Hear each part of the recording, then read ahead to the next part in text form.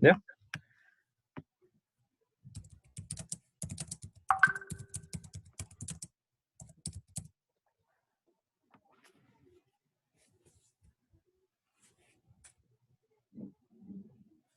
Ya están grabando, dale. Ok.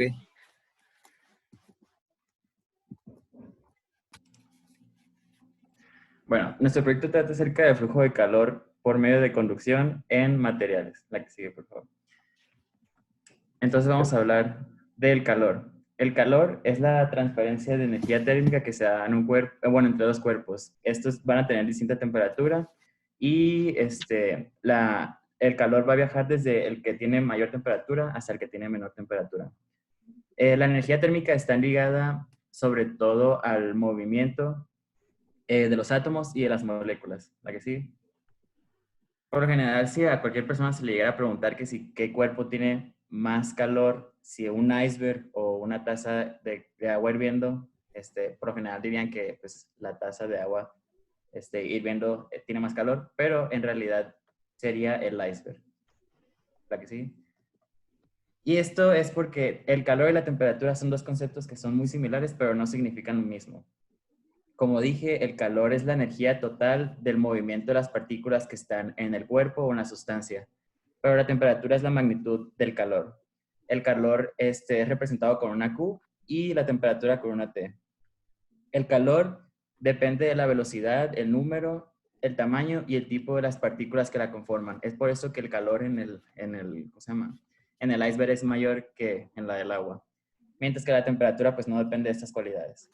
El calor es un fenómeno físico que puede aumentar la temperatura de los cuerpos y por esto los puede dilatar, fundir, volatilizar o descomponerlos. Y la temperatura solamente es el grado de calor que existe en ellos. Para el calor lo solemos medir con un calorímetro y la temperatura con un termómetro, y su unidad de medida para el calor utilizamos los joules o las calorías, que es la energía necesaria para poder subir un grado de temperatura, un gramo de agua, mientras que la temperatura pues lo medimos en Celsius, Kelvin y Fahrenheit. Sí. Ok, hay tres formas de transmitir el calor: la conducción, la convección y la radiación.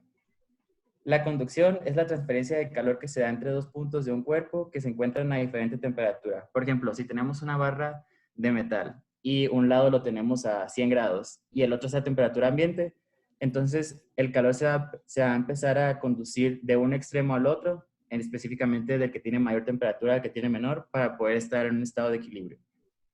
La convección, este transporte de energía se da entre dos zonas gracias a un fluido, ya sea un gas o un líquido, y puede ser por medio de convección forzada o natural. Cuando es forzada es a través de un ventilador de aire o de una bomba de agua, y va a mover el fluido, va a hacer que el fluido se esté moviendo de una zona caliente y lo va a transportar el calor hacia una zona fría. Y en el natural, pues el fluido extrae calor de la zona caliente y cambia su densidad, haciendo que se desplace hacia la zona más fría, en donde cede su calor. Por ejemplo, si nosotros tenemos un radiador, lo encendemos y pues con el paso de los minutos va a llegar a una cierta temperatura, con que nosotros pongamos nuestras manos a cierta distancia del aparato, vamos a notar este calor. O por ejemplo, si estamos sirviendo agua, notamos que en la parte de arriba se forman unas burbujitas. Entonces lo que está sucediendo es que el agua que tiene menor temperatura va a estar bajando abajo para que se pueda calentar.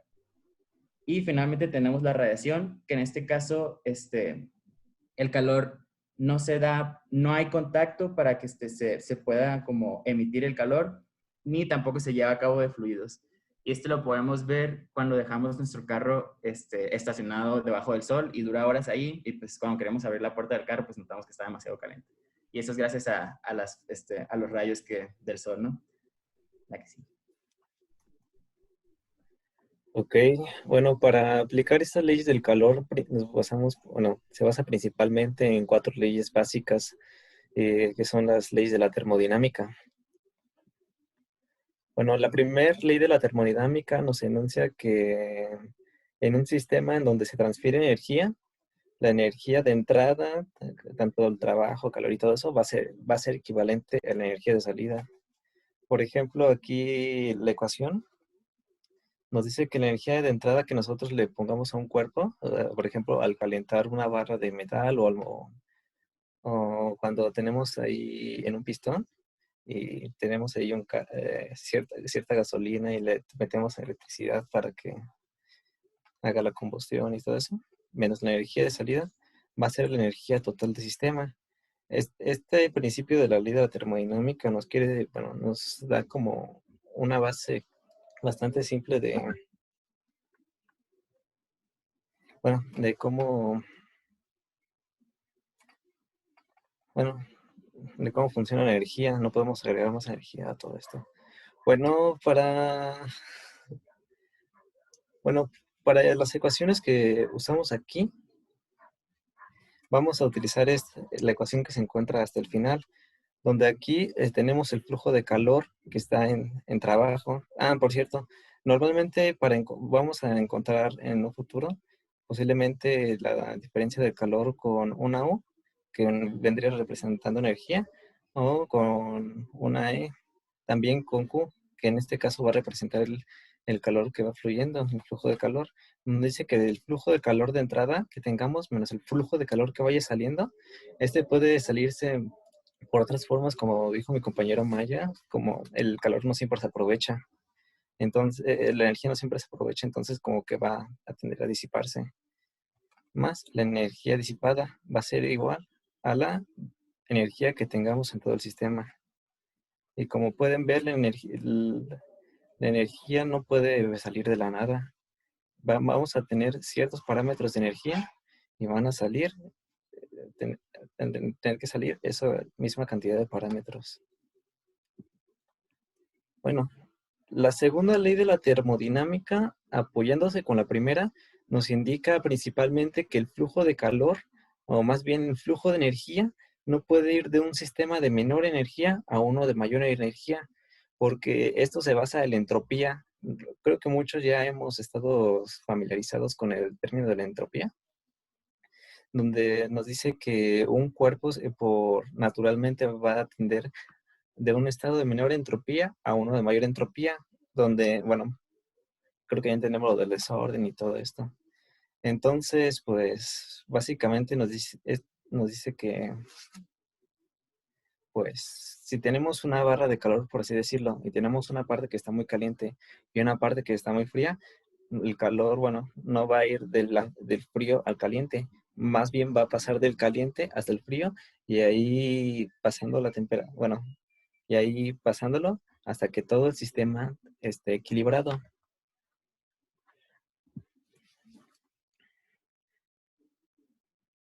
Y bueno, tenemos la tercera ley de la termodinámica.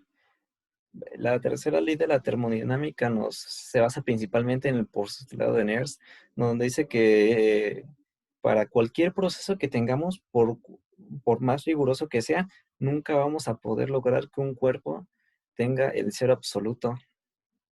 Eso bueno, y eso se basa principalmente en la segunda ley de la termodinámica, donde nos dice que para poder tener, ¿cómo se llama?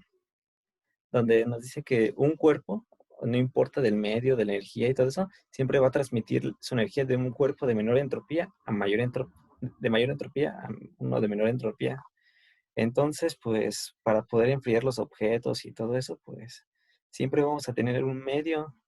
O sea, de hecho ya se ha tratado de llegar a enfriar cuerpos a temperaturas tan bajas como 500 nanómetros, de 500 nanokelvins, pero nunca se ha podido llegar al cero absoluto porque básicamente es imposible. Porque al momento de utilizar esa técnica, la de los rayos láseres, para bajar la temperatura, estamos ocupando cierta energía. Entonces, absorbemos la temperatura, por así decirlo. Y cuando está en contacto de todo el medio, siempre va a haber un poco de energía que va a estar influyendo en cierta forma. Y también nos dice que cuando la entropía tiende a cero, bueno, pues, cuando la temperatura tiende a cero, la entropía va a tender a una constante. Eso se refiere con este límite. Y bueno, todas estas leyes están basadas principalmente en una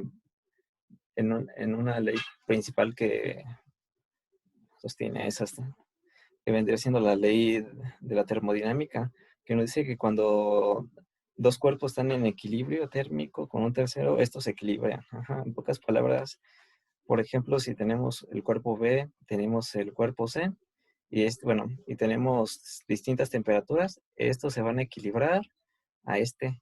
Y si tenemos, por ejemplo, un medio que tenemos aquí y no están conectados, el calor de este cuerpo, de estos que están equilibrados, va a tender a transmitirse hasta que este cuerpo esté a la misma temperatura de estos. De hecho, esto suele ser lo ideal y es lo que suele, bueno, suele pasar siempre y cuando tengan un medio en donde transmitirse. Este medio, pues, puede ser un sólido, un líquido y todo eso, hasta la radiación.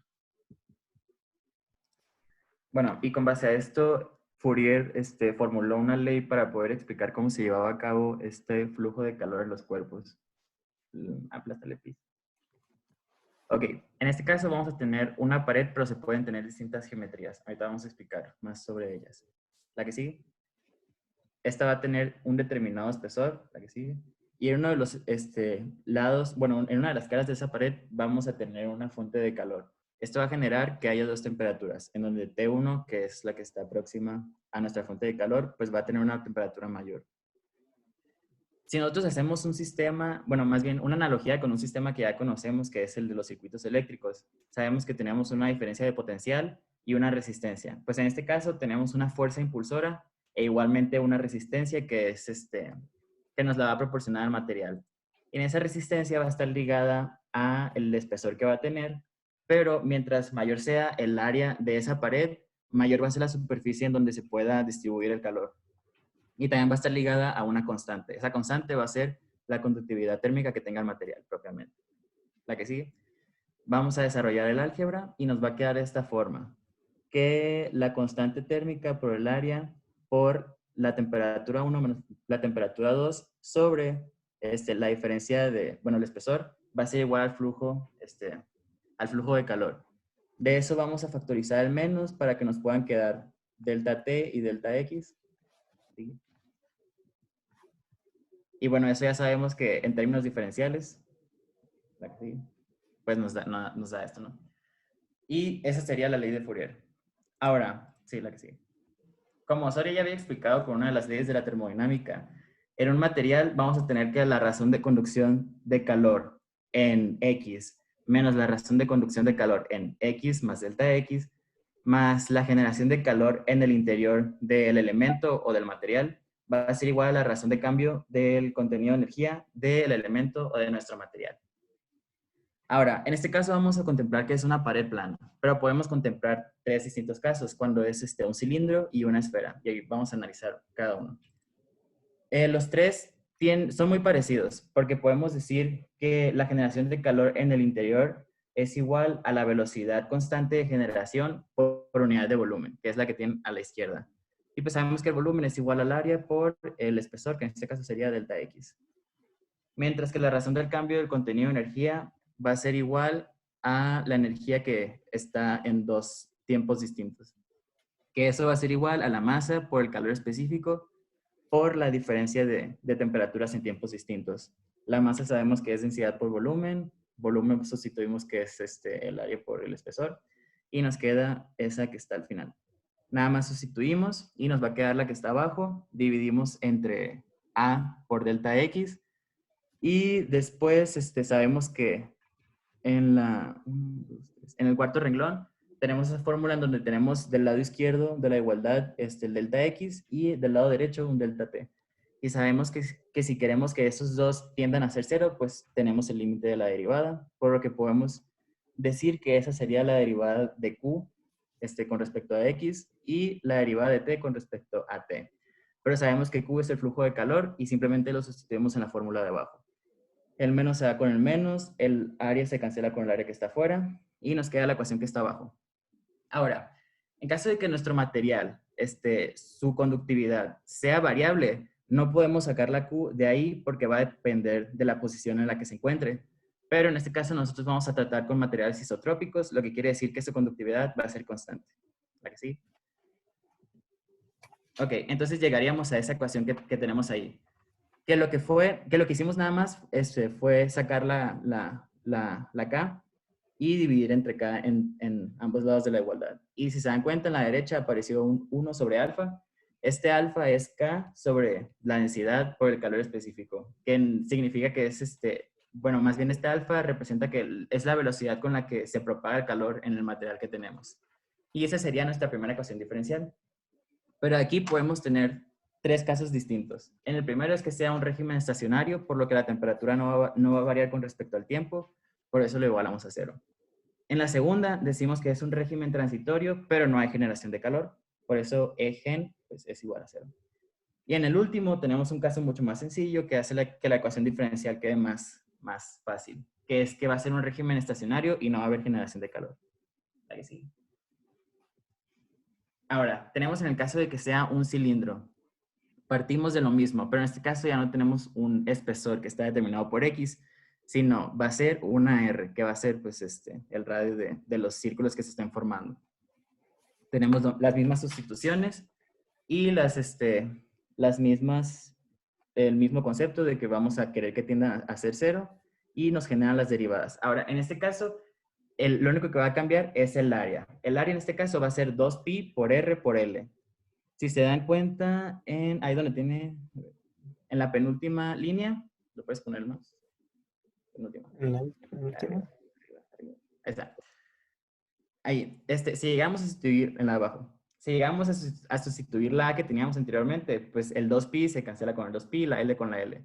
Pero en este caso, como estamos derivando con respecto a L, la R no puede salir de ese diferencial, por lo que la tenemos que dejar allá adentro. E igual el menos se va con el menos y nos queda la fórmula de abajo. La que sigue. Y de igual forma en el anterior estamos tratando con materiales cuya conductividad es constante, por lo que podemos sacarla de ahí. Y pues dividir entre K en ambos lados de la igualdad. E igual, vamos a generar los mismos casos. Cuando tenemos un régimen estacionario, cuando es sin generación de calor y cuando es estacionario y sin generación de calor. Y finalmente tenemos el caso de cuando es una esfera, que es exactamente lo mismo. Que es exactamente lo mismo. Nada más que en este caso el área sería 4pi por radio al cuadrado. 4pi se cancelan y nos va a quedar el radio al cuadrado dividiendo afuera en la penúltima línea y adentro de la derivada. Y al igual que en las anteriores, la conductividad va a ser constante, la podemos sacar, dividimos por K en ambos lados de la igualdad, las que siguen. Y nos queda esa ecuación, igual contemplando las mismas condiciones, estacionario, sin generación de calor y con las dos previas. Entonces, si nos damos cuenta, para los tres distintos casos, las ecuaciones diferenciadas que nos quedan son muy similares, entonces podemos unificarlas las tres en una sola ecuación, que es la que ven ahí, en donde n va a tomar el valor de 0 cuando es un cilindro, el valor de 1 cuando, no, perdón, el valor de 0 cuando es una pared, el valor de 1 cuando es un cilindro y el valor de 2 cuando es una esfera. La que sigue. Ok, entonces ya una vez comprendido esto, vamos a hablar acerca de la simulación. Antes que nada, me gustaría agregar algo a lo que dijo Maya. La ley que acaba de describir Maya, pues se llama la ley de Fourier, pero la ley de Fourier como tal nada más nos describe la transmisión de calor en una dimensión. Por lo tanto, es necesario hacer tres ecuaciones para poder decir la transmisión, para poder describir la transmisión de calor en las tres dimensiones. O sea, las ecuaciones vendrían siendo las mismas, nada más que, pues, uno es para X, uno va a ser para Y y otro va a ser para Z. Ok. Antes de empezar con el método, vamos a hablar acerca de las diferencias finitas, que vendría siendo en lo que está basado el método que vamos a hacer en la simulación, donde prácticamente nos dice que en vez de utilizar una función continua, como vendría siendo, como estamos acostumbrados a usarlo en cálculo, vamos a usar una función discreta, por así decirla, o que tenga algunos nodos, o que esté marcada. O sea, nosotros vamos a establecer una X de referencia y cada cierta cantidad va a estar aumentando y por lo tanto, pues, establecer como los límites. Es como... Ajá. Entonces, para este método, que se basa principalmente en ubicar puntos y ponerle valores a estos puntos para ver qué tanto afecta el calor, los puntos que tiene alrededor a un punto central, por así decirlo. Nos vamos a basar en el método vamos a basarnos en derivadas basados en este método de diferenciales finitas, donde prácticamente vendría siendo sacar la derivada como lo tenemos, como estamos acostumbrados toda la vida, pero ya pues utilizando la definición como tal. Aquí pueden observar que tenemos el 2h, eso significa que estamos, en vez de tomar, por ejemplo, estamos tomando el punto medio entre esta y el esta para sacar un valor. Este es un método numérico y sirve para sacar derivadas y todo eso, y pues nos da un margen de error, pero mientras más pequeño hagamos este valor, pues más chiquito va a ser. Igual aquí pueden observar pues bueno, la fórmula para la segunda derivada. Muy bien. En este método, bueno, también en otros métodos que ahorita les vamos a enseñar algunos artículos, se utilizan las siguientes series. La primera y la que más se suele ver vendría siendo la serie de Taylor o también conocido como el polinomio de aproximación de Taylor, donde este polinomio se basa a prácticamente convertir funciones complejas, por así decirlo, a funciones más sencillas mediante un polinomio. Nosotros sabemos que hacer cálculos con polinomios es mucho más sencillo que hacer cálculos con exponenciales o con cosenos o con senos. Entonces, mediante unas observaciones que hizo Taylor acerca de un punto inicial y punto de referencia y cómo se comportan los polinomios, pues hizo una serie que vendría siendo esta, que nos aproxima a, a una función. De hecho, esta función vendría siendo muy, muy, muy parecida en el punto donde nosotros la marquemos. Y conforme nos vamos separando, pueden ver que pues bueno, va variando del valor, bueno, de la función original. Aquí pueden observar que tenemos aquí el grado 0, grado 2, grado 3 y grado 4 y hasta el grado 8, donde la función original vendría siendo la función continua que tenemos aquí en naranja. Y como podemos observar, mientras el grado sube, se va aproximando mucho más. ¿Sí ves? Aquí va acercándose y se va acercándose, donde los del grado 6 y el 8 vendrán siendo los más próximos. Bueno, esta serie se basa principalmente en sacar la derivada de la función hasta donde puedas, o en algunos casos, si puedes, hasta infinito para que sea muy exacta, y pues prácticamente dividirlo sobre el factorial. Nosotros sabemos que al momento de derivar, pues siempre nos va a dar un residuo. Por ejemplo, nos va a dar, si queremos derivar 8 hasta 1, hasta cuando tenga el exponente 0, pues va a ser 8 por 7, por 6, por 5, por 4, por 3, por 2, por 1. Y así pues nos va a dar pues una serie de potencias. Bueno, vamos a tener multiplicando factorial, entonces la forma de eliminarlo vendría siendo dividirlo entre ellos mismos por el polinomio que tenemos. De hecho, de esta serie de Fourier, en estos problemas no se ve como tal este punto. Bueno, en vez de eso, pues se toma este como cero, que también es llamado la serie de Maclaurin. Ahí. Ok. Bueno, la segunda serie vendría siendo la serie de Fourier. Bueno, esta serie consiste básicamente a partir de senos y cosenos a aproximarnos a la forma de una función.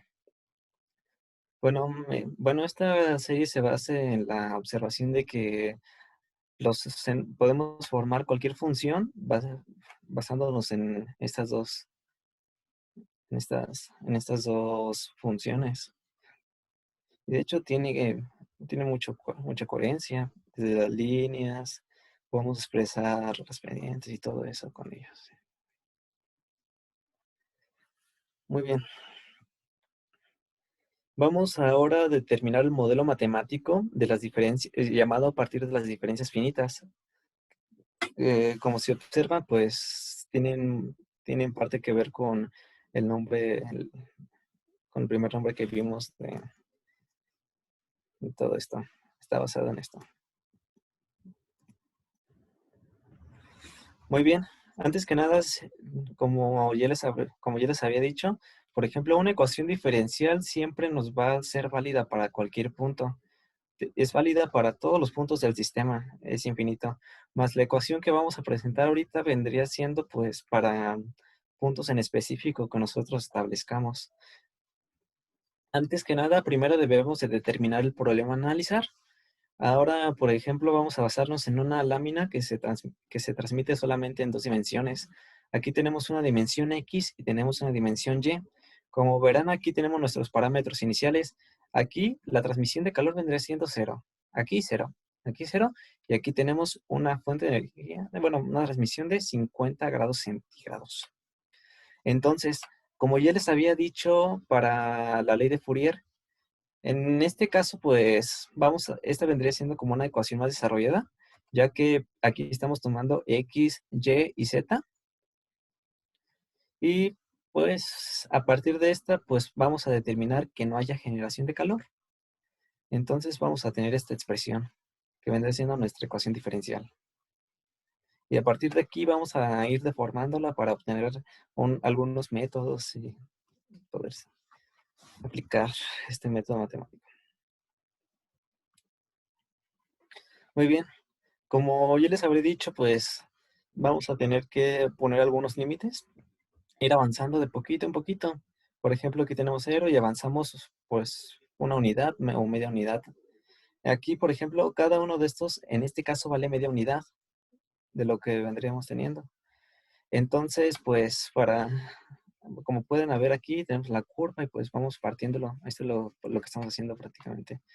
Vamos a determinar el calor o la derivada que tenemos en cada punto, ya sea en X o en Y. Por ejemplo, aquí la diferencial del calor sobre la diferencial de X, bueno, va a ser, bueno, aquí se me olvidó cambiarlo por eso en delta, es igual a la diferencia del calor sobre la diferencia en X, donde vendría siendo el calor que se encuentra en tal punto, en este caso va a ser Tm más un medio, vendría siendo esta, menos el calor que tenemos en otro punto. Bueno, es este menos este sobre la diferencia de X y ya tenemos, por así decirlo, un valor de calor para esos dos puntos. Así pues prácticamente es pasar la derivada a este método y así ya tenemos un método aproximado. Ahí cabe recalcar que para que este método sea más exacto, porque nos da cierta incertidumbre, tendremos que pues hacer las divisiones más y más pequeñas, pero eso conlleva que nos dé varias derivadas. Por ejemplo, aquí tenemos una y aquí, por ejemplo, para tal punto aplicamos otra y otra con las U's y todo eso. Para el punto m menos un medio, pues tenemos el punto mn menos el punto m menos 1 y la diferencial de x. Va a ser lo mismo para y todo eso. Igual para aplicar la segunda derivada vendría siendo el mismo concepto. Por ejemplo, tenemos aquí el punto medio más un punto final y todo esto, y aquí pueden verlo los tres, y que divide a la diferencial de x al cuadrado. Muy bien. Y una vez teniendo en cuenta todos estos procesos, pues vamos a sustituirla pues a una expresión que vendría siendo esta, donde a partir de esta vamos a generar un sistema de ecuaciones en un futuro donde vamos a poner los valores de calor que se encuentra en cada punto de la placa, por así decirlos, y vamos a tener que resolverlo mediante unas matrices para sacar qué calor tenemos en cada momento y así poder ir sabiendo qué tanto va variando en el tiempo y determinar la temperatura. Muy bien. Una vez que ya tengamos estos, tenemos aquí nuestro espacio que está dividido, como ya podrán observar. Y para esto vamos a agregarles unos ciertos puntos o nodos más. Y eso quiere decir que, por ejemplo, eso quiere decir que aquí estamos pues agregando unas fuentes de calor, como recuerdan en la imagen aquí, pues aquí la energía que le metemos vendría siendo de cero, aquí de cero y de 50 grados centígrados.